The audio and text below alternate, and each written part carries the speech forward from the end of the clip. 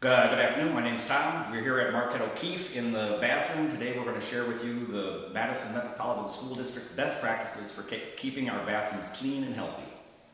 So before you begin, you want to make sure you have your gloves for your own safety and eyeglasses for your own safety.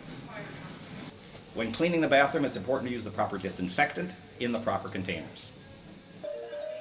Make sure you use the fill bucket tip button when you're filling your bucket.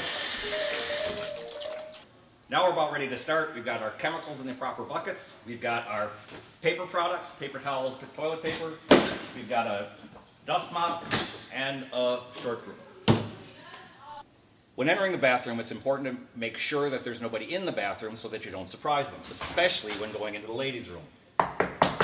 Custodian. So for me, the quickest way to clean a bathroom is to start from the ground up. I always begin with the trash. The next thing is to sweep the floor before you get it wet.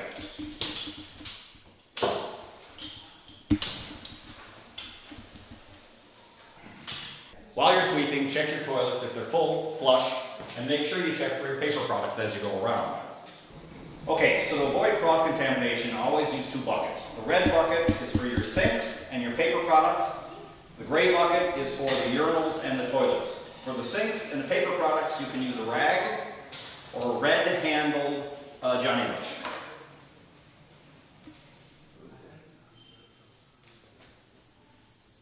So when I clean the urinals and the toilets, I use two brushes, a double brush and a single brush.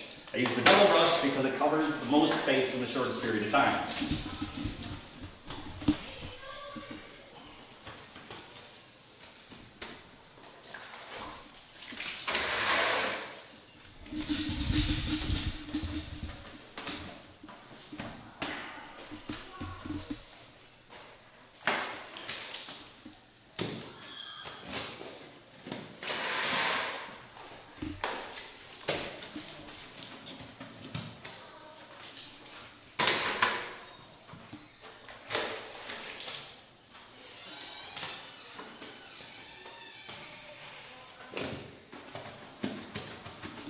Okay, so for the toilets, you want to start with a single brush so you can get down inside.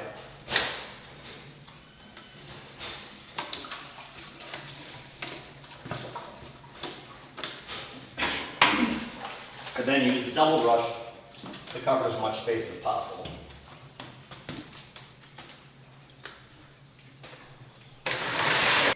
So at least once a week, but ideally every day, at least once a week you need to wipe everything down, but every day you're going to check and make sure that your touch points are clean. If you see some dirt, wipe it down.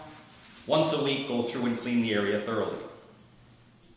Okay, so next for me is paper product dispensers, both inside the toilets and outside. Just wipe them off where anybody's likely to touch them. Then you want to go into your toilet.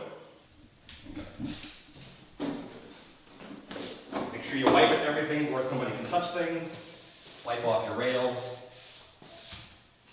And then it's on to sinks and mirrors. With the sinks, just wipe them all off. And then with the mirror, use the disinfectant because you don't know who's touched what.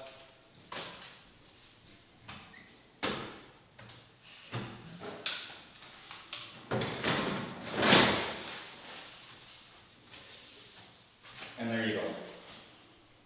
When cleaning a sink, just make sure that you get everything, including the fixtures and behind.